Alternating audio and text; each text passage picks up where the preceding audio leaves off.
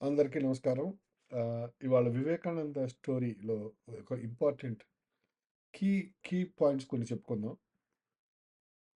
1893 సమయంలో India colonial సప్రెషన్‌లో ఉన్న టైంలో బ్రిటిష్‌లు మన చరిత్రని డిస్టార్ట్ చేశారు.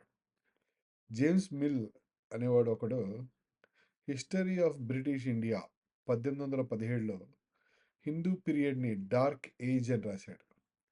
మీకు టెక్స్ట్ బుక్స్‌లో మొఘల్ ఎంపైర్స్‌నేమో మహానుభావులుగా చూపించాడు. కానీ శివాజీ, శ్రీకృష్ణదేవరాయలు, చాణక్యులు, చోళులు అలాంటి నిజమైన లీడర్స్‌ని వెనకబడ్డ ఆ కాలంలో, ఆ పరిస్థితుల్లో ఒక మాంక్ నరేంద్రనాథ్ స్వామి వివేకానంద గారు తన గురువు శ్రీ రామకృష్ణ విజన్‌తోను అమెరికా వెళ్ళాలని నిర్ణయించుకున్నాడు.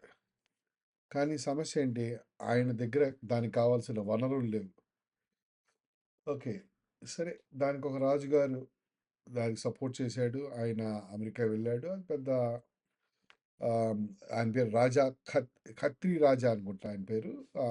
ఆయన సపోర్ట్ ఇచ్చాడు ఈయన అమెరికా వెళ్ళడానికి. అక్కడికెళ్ళినప్పుడు ఆహ్, ఎళ్ళినాక ఇంటర్నేషనల్ ఆహ్, కాన్ఫరెన్స్‌లో మాట్లాడడానికి కావాల్సిన documents, recommendation letters like institutional approval ఉండాలి గదా!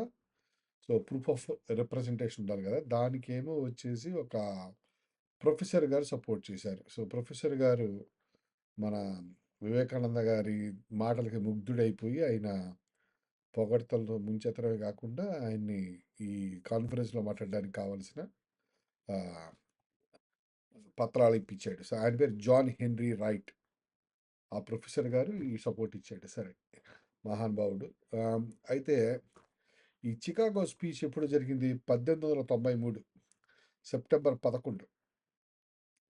సో, ఈ పీరియడ్‌లో పార్లమెంట్ ఆఫ్ వరల్డ్ రిలీజియన్స్ అని ఒకటి జరుగుతోంది. ఆ టైంలో మన వివేకానంద స్వామి గారికి అవకాశం దొరికింది. ఆయన ఎత్తుకోవడమే సిస్టర్స్ అండ్ బ్రదర్స్ ఆఫ్ అమెరికాని ఎత్తుకోగానే హాల్ మొత్తం 2 నిమిషాలు అప్లాస్. సో, స్పీచ్‌లో ముఖ్యంగా ఆయన చెప్పింది, ఆయన ఏమన్నారంటే మహానుభావుడు, India does not just tolerate religion.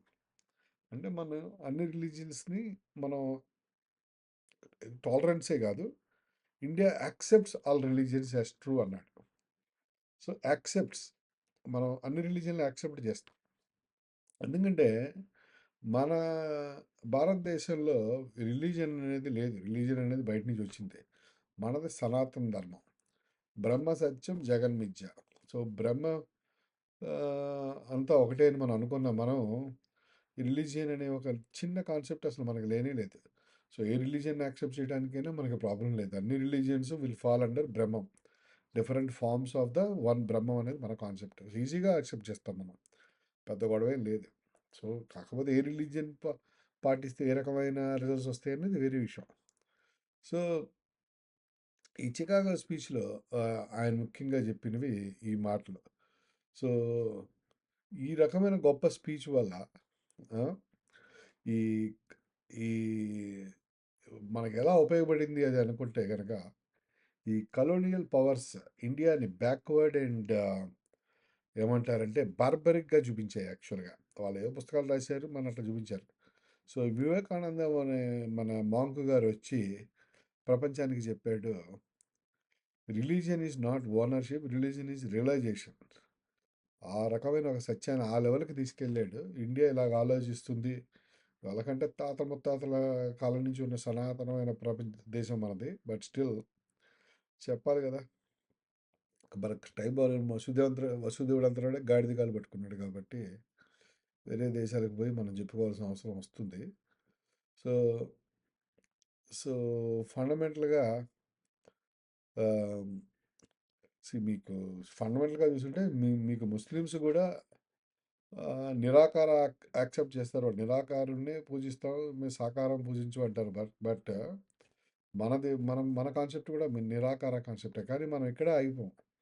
మనం ఏంటి మనం ఏం చేస్తామంటే, ఈ ఈ విగ్రహారాధన ఎక్కడొస్తుందంటే మనకి, మనం ఆహ్, వ్యక్తమవుతాడు భగవంతుడు మనకక్కడ. ఫర్ ఎగ్జాంపుల్ మీకు ప్రపంచంలో ఉన్న మదర్‌హుడ్, అమ్మతనం. ఈ అమ్మతనం ప్రపంచంలో ఇంతవరకు పుట్టిన వాళ్ళు, ఇప్పుడు బతికున్న వాళ్ళు, ఇంతకుముందు పుట్టేవాళ్ళు ఎవరైనా సరే అమ్మ అనే ఆవిడ మీకెప్పుడు ఒకేలాగా ప్రవర్తిస్తుంది. ఈ ఒకేలాగా ప్రవర్తించే అమ్మతనంనే మనం లలితాదేవిగా ఒక బిగ్ మదర్‌గా మనం మనం ప్రే చేస్తాం. ఒక ఫార్మ్ తీసుకొని ప్రే చేస్తాం. ఎందుకంటే మనకు ఒక కాన్సంట్రేషన్ ఉండాలి. సీ మనం నిరాకారం అనుకుంటున్నామే గానీ, నిరాకారమనే ఒక శక్తే సాకారం అవుతుంది కాబట్టి మనం అర్థం చేసుకోవాలా. సో, ఆ జ్ఞానం మనకుంది. మన సనాతన ధర్మంలో ఉంది. రెండోది నాలెడ్జ్ ఇన్ ఎవ్రీ లెర్నింగ్. మనకు ప్రతి ప్రపంచంలో ఉన్నంత నాలెడ్జ్ అంతా కలగలిపితే సరస్వతి దేవి రూపం.